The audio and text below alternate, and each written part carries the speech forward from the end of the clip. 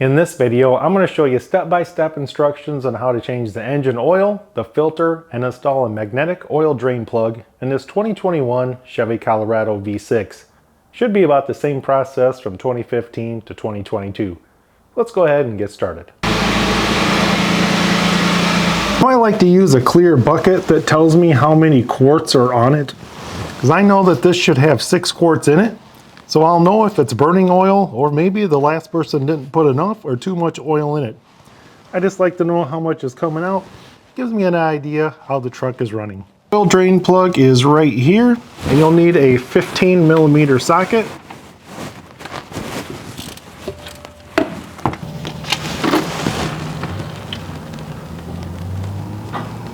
You can see this does have quite a bit of an arc to it, so you want your bucket about 12 inches away as you start to drain, and then you can move your bucket a little bit closer. So the oil is just kind of trickling out right now, and if you could see on my bucket, I have exactly 5 quarts. Now that the engine oil is just a slow little trickle, we can go ahead and put that magnetic oil drain plug in. Now usually most magnetic oil drain plugs will come with a crush washer. Just make sure that's on there. Now a lot of times on these magnetic oil drain plugs, the head of the bolt will be slightly bigger than the OEM. So we're going to go ahead and tighten this up to 18 foot-pounds.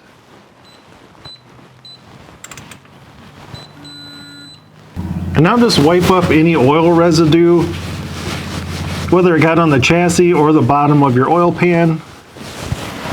Make it nice and clean. And now this is the time where I remove my oil drain bucket. You just don't want to fill up, forget that's under there when you back the car off and tip it over. So get your oil drain bucket out of the way. Now we need to change that engine oil filter. If you've never done this before, you might be wondering where the heck is it. Easiest way to find it, locate your battery, go towards the engine, and you see that plastic housing with the nut on it? That little guy right there. That's your oil filter housing. We need a 24mm socket and a long extension to remove the housing, and the filter will come out with it. You want to tuck some paper towels all around that because you will get oil dripping off of it. So what you'll need is about a 10-inch extension. I have a deep well on here just so it's a little bit longer, and that's what you're going to use to reach down in there.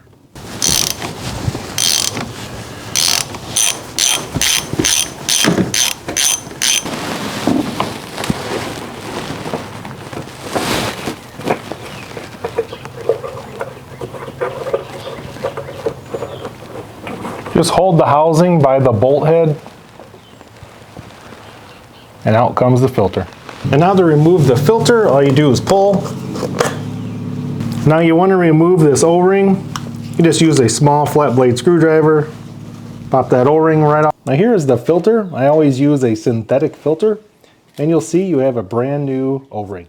Now you're just going to slip the O-ring on over the housing, just kind of roll it around. And make sure it goes all the way down into the groove it's supposed to, and that it's not on the threads. So the O-ring should be all the way down there in that groove. It's just real easy to get it stuck in a thread and not put it on there correctly. Now you're going to take the filter and just push until you hear it snap into place.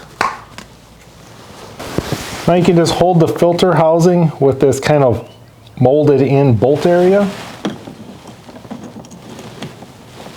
And tighten up that housing, and you'll feel it get really snug. And once you're snug, just go about 1/8 of a turn. And now comes the fun part where we're going to add 6 quarts of 5W30 full synthetic oil. Now my oil preference is Valvoline Restore and Protect. Doesn't that look pretty, guys? Now don't forget, we need to add 6 quarts, not 5. Now we can go ahead and put our oil cap back on. To reset the oil life indicator, you just have to have your key in the on position. You don't need to have it running. You're going to come down here to the steering wheel control, arrow over 1 time. Then you'll see vehicle remaining oil life 87%. Now we're going to come down here and hold in this check mark. You're going to hold it in for about 3 seconds. And now it's going to ask you, are you sure you want to reset? Now you're going to arrow up to yes. And once you're on yes, come back down here, hit the check mark. And if you come back up and look, it says remaining oil life 100%. And that's all there is to it, guys. Congratulate yourself on doing this in your own garage and not having to take it to a dealership. Hope you guys enjoyed the video, and thanks for watching.